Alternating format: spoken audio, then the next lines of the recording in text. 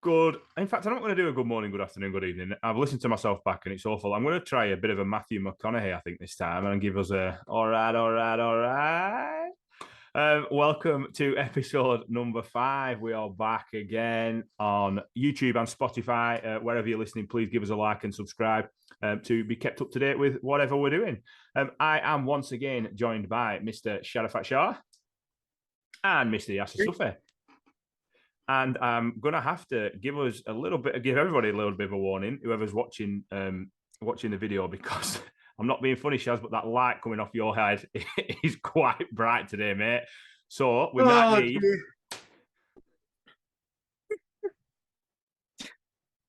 You think? Oh, okay then.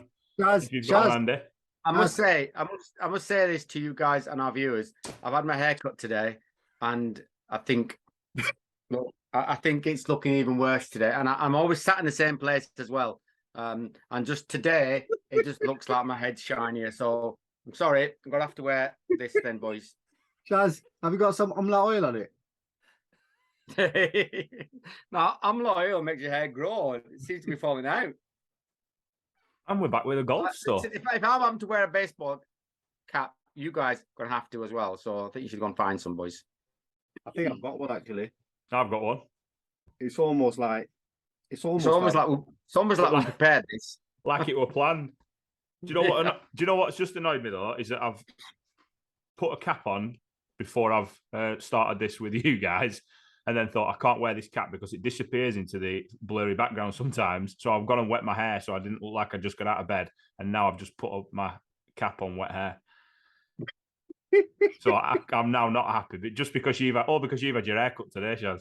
Absolutely ridiculous. Well, I know. I'm sorry, but if I have to wear one of these caps, you guys have to as well. But anyway, let's get on with it. That's all right. One for all. I keep looking at him and thinking he's just hiding his shiny head. I can still see a shiny stripe going across in front of my face there as well. Well, then he's having glasses on again, just to get that double reflection. There you go. There we go. There we go. We're back. You don't know what they're missing out on right now. Yeah, head over to YouTube to watch this bit. I want to carry on a little bit from something that we were sort of touched upon last week, actually, that we have talked about before as a trio. And I think it must have been you, Shaz, that told me about it actually when you came back from Pakistan. And it's a little bit along the lines of the pomp and circumstance thing, and I think we touched upon it last week in the fact that for the coronation we talked about the King's Guards and some of the military performances that go on. It's a little bit of a muscle flex, isn't it? I think, or once of it was a little bit of a muscle flex. But you were telling me about something on the Pakistan and Indian border that I want to know. I want to know what it is. I want you to tell people what it is and what it's about. And is it for sure, or did it start as something that was actually fairly serious? Well, it's the shore that you refer to is what's called the Wagah border. Wagah is a village on the outskirts of Lahore in Pakistan, and it borders onto India as well. And yes, it is a show. It's a show that's entertaining. It's got a grandstand on it. So if you can imagine a border, a line, right? But this line has got gates, sliding gates across it. And then on the Pakistan side, there's like a grandstand, the tiered seating area. And it goes all the way around. And then there's where the road is, there's like a tunnel under there as well. That all the spectators sit on either side. Likewise, the same on the Indian side as well.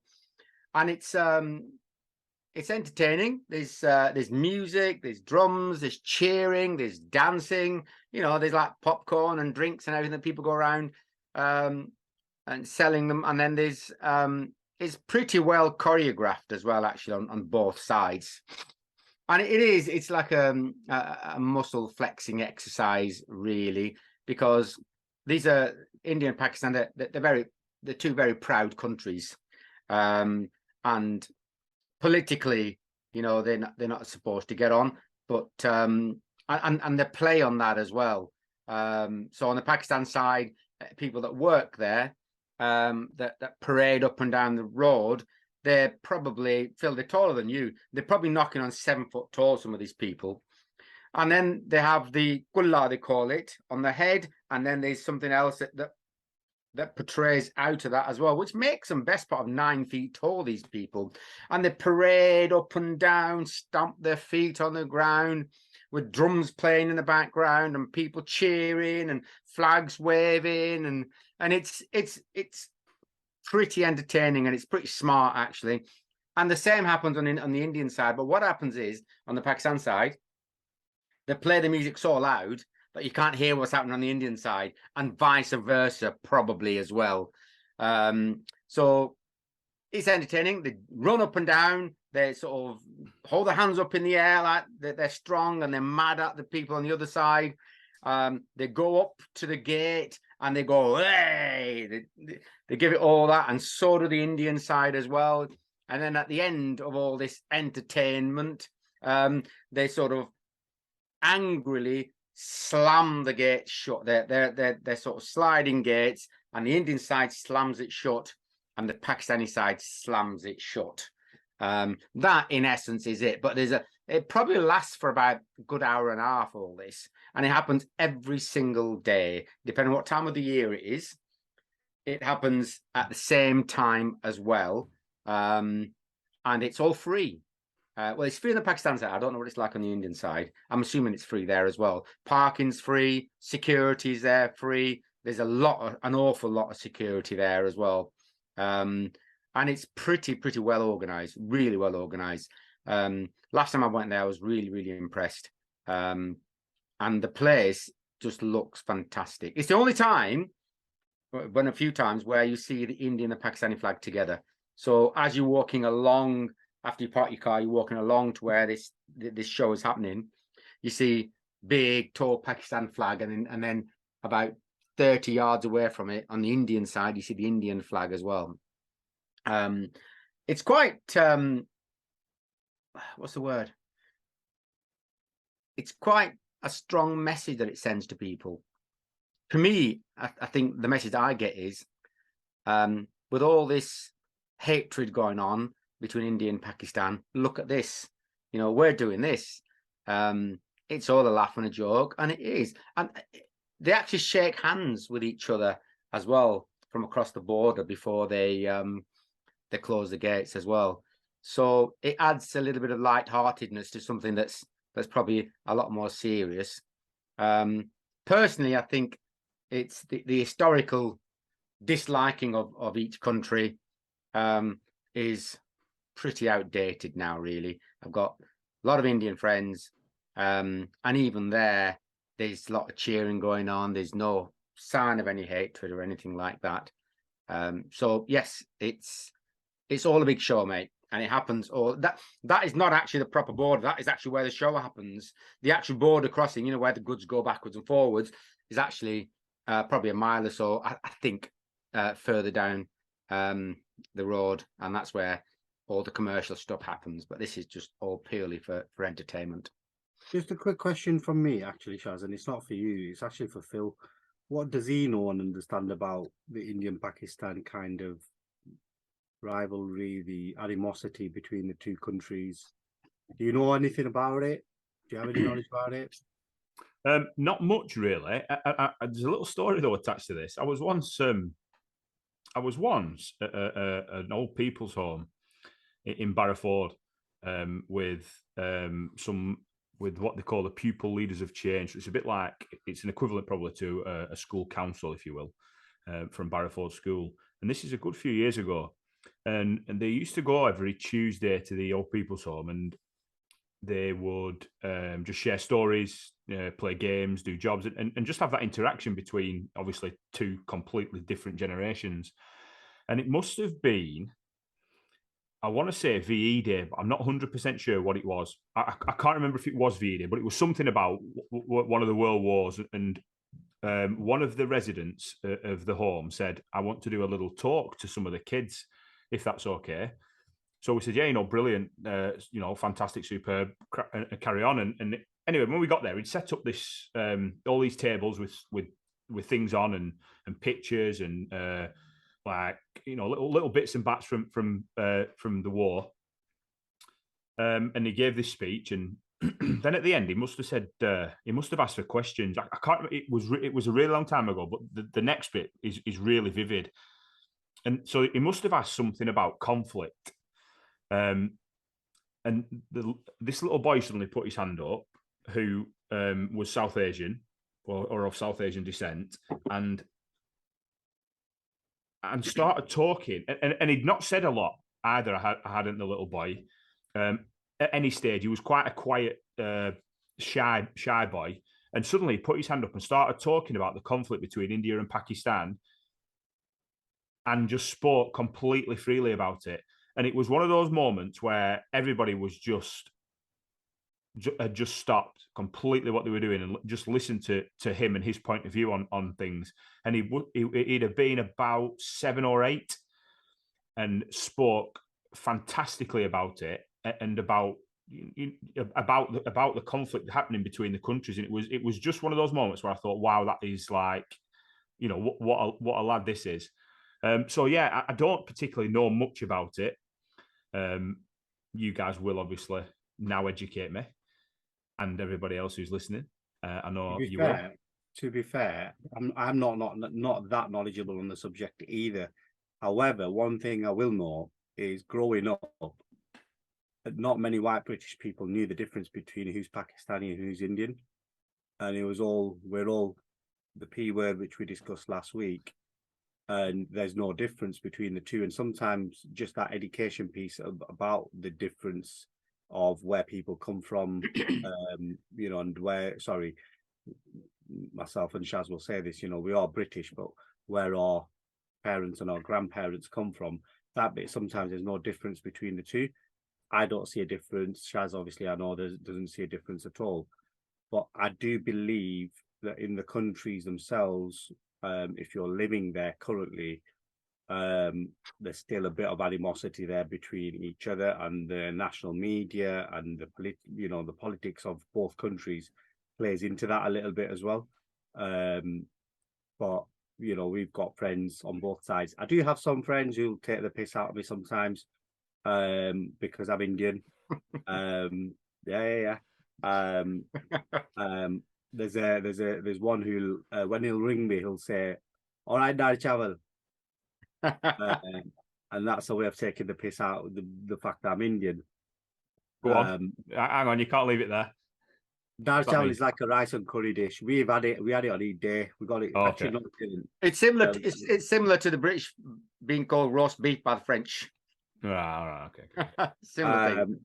But yeah, I do have a friend who does that quite often. Will just ring me and he'll say, "All right, Dar Chaval," and I'll be like, "All right." And I feel like saying something and I won't. I'll stop myself and I'll say, "Right, okay, leave it. Let him have it." The animosity is still there, but it's one of those where within the countries, if you're living in Pakistan or India, I do believe it's a lot more heightened.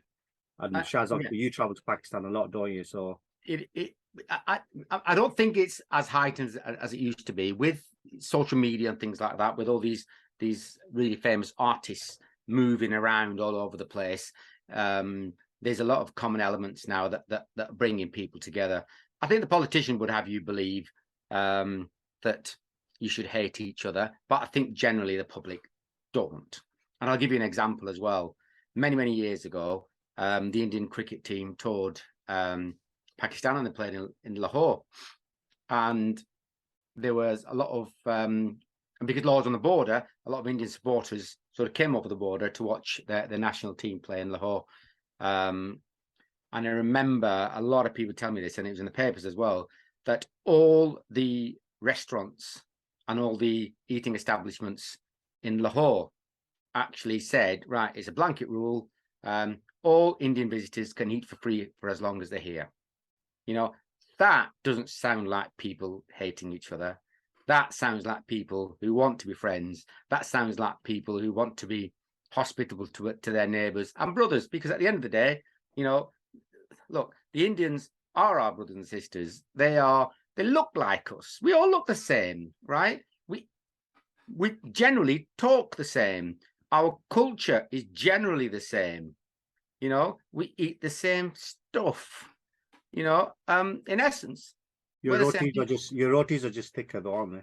Our rotis a bit bigger as well, but that's also a regional thing in Pakistan as well. So from the north where we're from, our rotis are about 10 inches wide, and I've got relatives in Lahore. Their rotis are about 4 inches in diameter. Right. So, enough bragging about your rotis. So no, do you know what? I can't really subscribe to the idea that they hate each other. They don't. I think it's getting old now, and it's getting a little bit tedious now. And I think do you think that's related a lot to history and the divide and conquer of the British? Well, yeah, I think the divide and conquer is what's caused all this in the first place anyway. The British are what's caused all this in the first place anyway.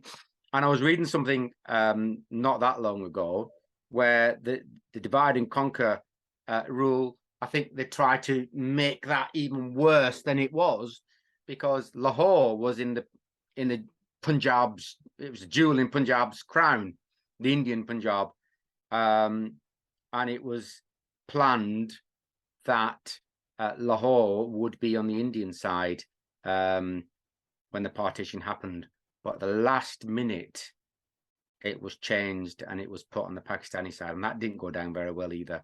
And I think that was all part of the overall plan as well. So yeah, you're right. The divide and conquer is what's caused all this conflict in the first place anyway.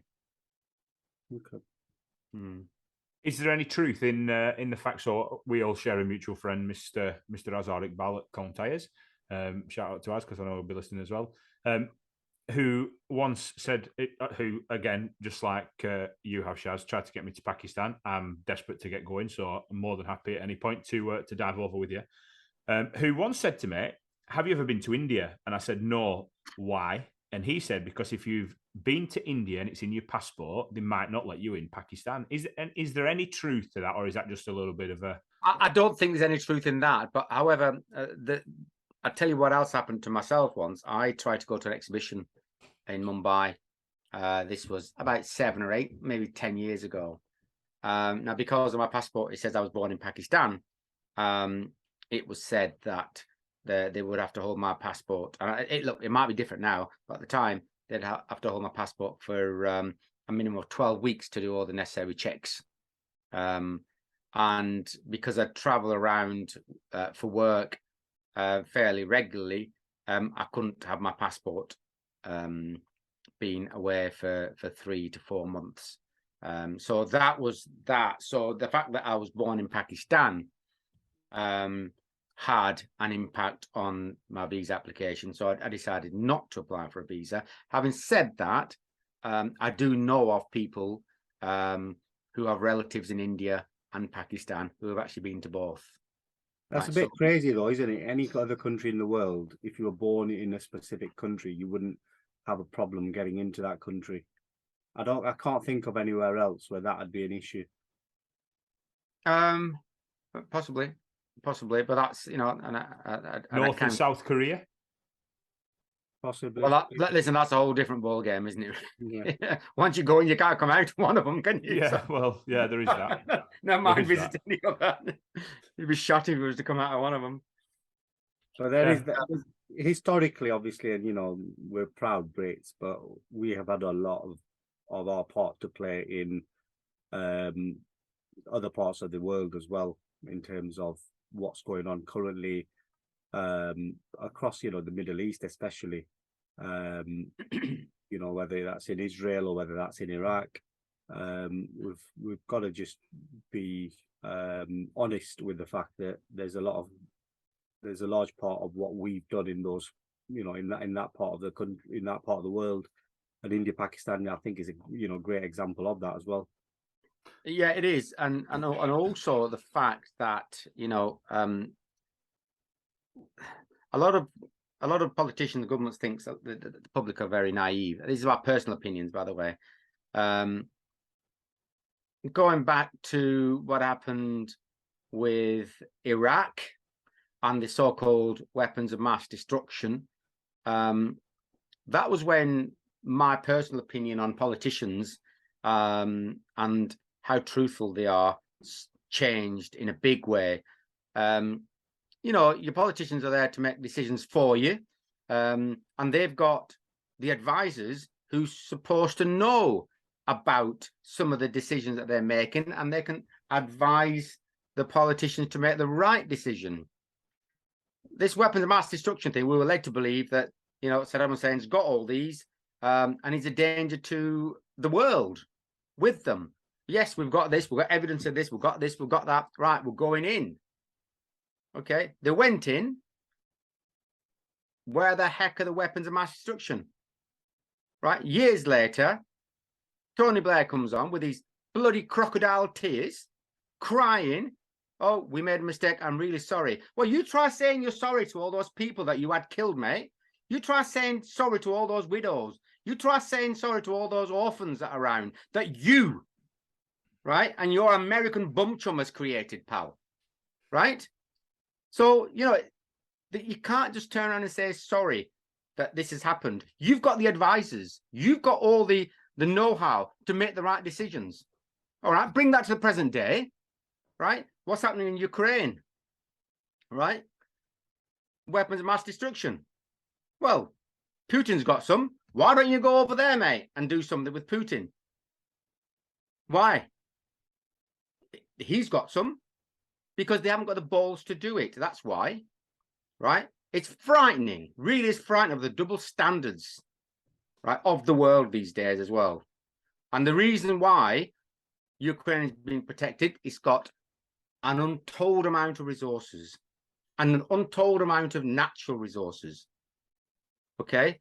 It's got serious agricultural industry out there. It's got its own power resources to generate power. You know, we don't realize how big Ukraine is and how important it is to the European and the worldwide economy. Okay, that's why all this is happening. I want to know is if we ever have somebody on, I'd like to ask them the question: what about Putin's weapons of mass destruction? Why don't you go in there and sort Putin out? Yeah. I'm sorry, that's the way I feel about it. He's got some. Saddam didn't. So what do you think the difference is? Yeah, sorry, go on. What do you think the difference is to genuine question as well? Why do you think that we'd go into Iraq and invade, and why don't we do it to Russia? What do you think? What's the difference? Genuinely, what's your take on World War III? It'll be World War III, won't it? Well, why wasn't it with? Why wasn't that a worry with a place like Iraq? Well, what don't you think that's resources again? Oil is all about oil, wasn't it? It's rich in oil. It's resources. So that's my point. So Iraq's rich with oil. Russia's rich with oil. We were happy to go into Iraq and invade. Why are we not with Russia? For this, because it's the same. It's a similar, very similar story. It is similar, but Iraq didn't really have any allies, unfortunately, in the Middle East, and that's where the Middle East itself is divided. And the Middle East is divided by a number of political, alliances that different countries have. So most recently, Trump did a deal with the Saudis, and because of that, there was for a number of years Saudis didn't speak to Qatar at all, and there was a massive divide between Qatar. So when they went into Iraq, let's just say I would just say the Middle East itself is very, very fragmented, whereas Russia itself is a superpower, and Russia has allies, China, India, and others. Yeah. And big, strong superpowers that will, and there's a number of countries in Africa that will align with Russia as well. So I think it's not so much as Putin and Russia itself. I think it's China, India, and everyone else that comes with it that they're scared of, whereas Iraq never had that. And the strange thing about Iraq for me was, an absolute, I remember that day really, really well when those planes flew into those towers. And it shook the world. We faced a lot of backlash because of it as Muslims, because we were responsible for it. And when I say we, in the sense where the whole religion, because of the people that did it. But it was really, really strange because, it was the first time I ever heard. It was the first time I ever heard of the word Taliban. Before that, I'd never heard personally of the word Taliban. It was, I didn't know who. If you said to me before those planes, flew into the towers, I'd never personally heard of Osama bin Laden or the Taliban or anyone else for that matter. So all of a sudden, something happens. We get an education, and where these people are from. Their passports were found underneath the rubble. They're from Afghanistan. All of that. So a guy who was working, his companies were based in Saudi Arabia, who was originally from Afghanistan, I believe, was responsible for that atrocity. And then as a direct consequence of that, it was Saddam's got massive weapons of mass destruction. We're going into Iraq. And it was, hang on a minute, what's going on here? And it was honestly really, really, really shocking how quickly we can go to war with another country based on some evidence that we never saw or hasn't come to light and won't come to light, I don't think, whilst we're living. Do you think there was anything? Because personally, I don't think there was ever anything. I think that it was a lot about oil, and I think there was a lot about there's a little bit about the country being unstable, and I think they thought Saddam was possibly a dangerous man, and I think it was a case of it's quite a small territory in comparison to some of the other countries around there. Let's wipe it out and get a foothold in the Middle East. Well, don't you think? A question for you both. Before these so-called weapons of mass destruction and before the West went into Iraq, was this a safer world then? And is it a safer world now? Right? Because I know what the answer is. Right? I tell you what, it would have been better to leave Saddam in, right, and keep this whole world a much safer place. If he was such as bad a person as they said he was, it was contained within his country. Okay. When the weapons of mass destruction happened, the genie was out of the lamp. Okay. This worldwide terrorism didn't exist before then.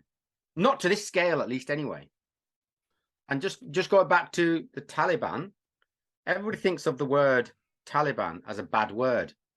The word Talib, okay, Yasser, you probably know what it means, is a word for a student, okay? And Talib Ilm, right, is a student of knowledge, okay? Suddenly, those words became bad. Those words became something you should be fearful of. Okay, they became the bogeyman of the world. So maybe Osama bin Laden, the Taliban, and Al Qaeda and whatever they became the bogeymen.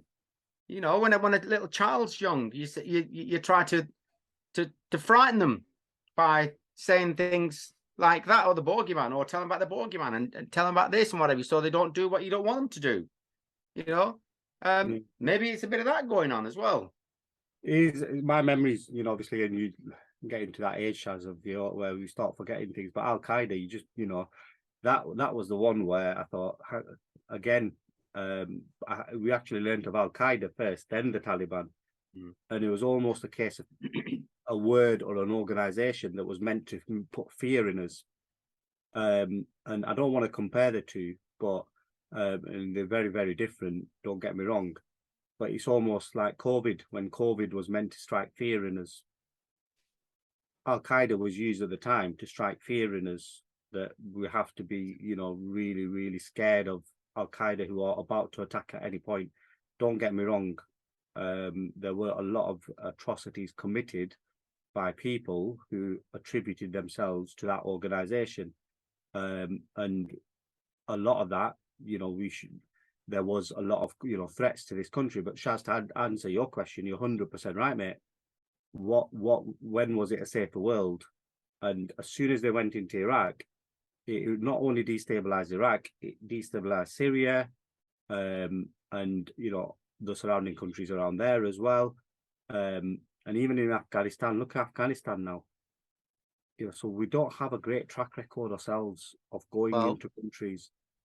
Well, go back a few years before that, and correct me if I'm wrong, viewers, but I think it was probably in the early 80s, might even be the late 70s. I'm out. Before the Taliban. Gone. Exactly. Yeah, whippersnappers. There was what they called the Mujahideens. Okay, that was when Afghanistan was this lovely, affluent, picturesque green country, and these Mujahideens were supposedly fighting the Russians in the mountains in northern Afghanistan, where they were portrayed as guerrillas with their homemade rifles and what have you, and they defeated a superpower. Sorry, that doesn't happen. Okay, everybody was in there helping the Mujahideens fight. We supplied weapons to them, didn't we? We didn't just supply weapons to them; we supplied soldiers to them. From what I read, and I might be wrong, that the secret services were in there and what have you.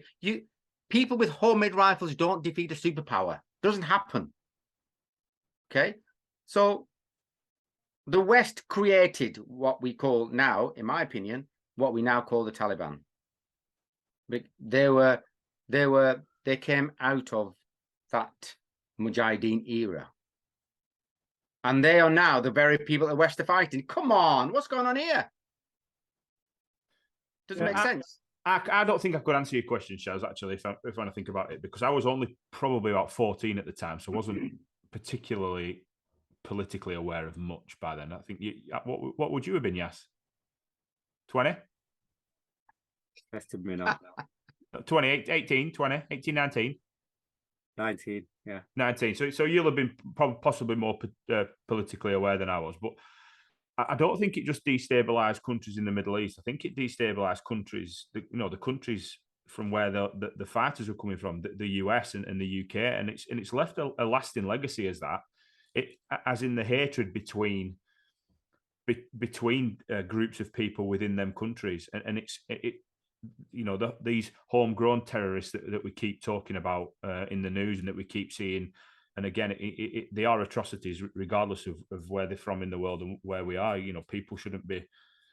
People can't be killing other people just on a whim, and it's horrific. But they've destabilized their own countries in that, creating that divide, and the British journalism being able to portray these people as being Muslim was completely wrong.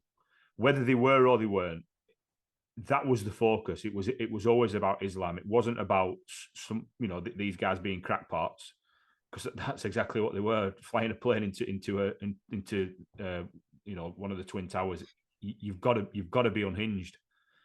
You've got to be. Normal people can't do anything like that. No, and it's nothing to do with religion, isn't that? That is just to do with somebody being brainwashed and being a crackpot. Yeah, absolutely.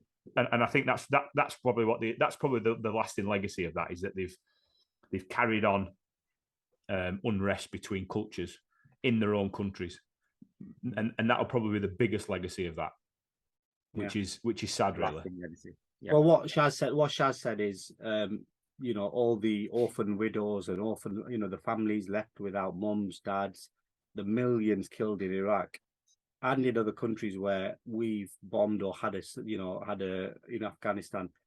Those people, the amount of hatred they probably have, it creates it for me that where even in this country, obviously, because of the fact, like you said, Islam was blamed, Muslims were blamed, there will have been people who have been brainwashed into thinking that the West is the enemy because of that. So we didn't help ourselves. You're right, mate. Absolutely right. We didn't help ourselves at all. And those decisions were made, unfortunately, not by us, but the people in charge at the time. And those people have never had to account for those decisions ever. But again, they weren't made by people, but they weren't made by us. They were made by They were made by people that we've elected. And we stand on a stage, on a world stage, and say that we're a democratic nation. So as far as they're concerned, looking in, we voted for those people, and those people are making decisions on our behalf. That's the aesthetics of this, is that we're happy to stand by and let that happen, regardless, because the protests and things like that won't be televised. That's not televised by our media. Never mind anyone else's. They're not seeing that. They're not seeing hundreds and thousands of people standing up for them. Yeah, but just to current affairs, currently, the amount of arms that the US supplies Israel with, and the amount of arms we supply Saudis with, and the number of atrocities you might know about, you might not, in Yemen, that the Saudis have, caused because of the arms we've supplied, and same in Israel with the amount of arms they supply from the US. So we're still having a hand in it, and like you said, we shouldn't always look at others as the enemy, and we shouldn't always. Well, we should, especially if they are, but we should look at ourselves first, always, in terms of what. Oh, we're still providing Ukraine now with air weapons as well. I don't want to be looking over my shoulder and wanting tanks rolling in or planes bombing the UK because of what we're doing in another country. But we're not doing it, are we? Because it's all like a little bit. Well, we're not doing it, but we are. We're not doing it, but I tell you what, you give somebody a baseball bat to knock somebody out with over the head. Well, sorry, but you're part and parcel of the problem there, and that's what we're doing. Yeah, and it is sad. It is sad. Frightening. That people needlessly lose their lives and family members and places to live, and it's crazy, absolutely crazy, and all for what in the end, really? Well, madness. Yeah, Tony Blair's got blood on his hands. I'll finish with that. Yeah, but there's a few more as well, like him with just as much on the hands, Shaz. But he's as closest to us here, so he's the one that we have to blame, because he has actually admitted the fact that he made a mistake. Well, for me, we get told, sorry, it doesn't work, mate. Yeah, we get told a lot that we shouldn't look at our history and how we've colonized other countries. And to be fair, I agree with that we're in a much better place. But then the question is, will we look back in 10, 15, 20, 30, 40 years and look at what we're doing currently and say, were those the right decisions? And Iraq is a great example of that. So yeah, I'd say we do need to educate ourselves a lot more in terms of the role we're playing. Yep. Well, that's been deep. Where's the time gone? That's the deepest one, yeah. And once again, where's the time gone? We say that every week.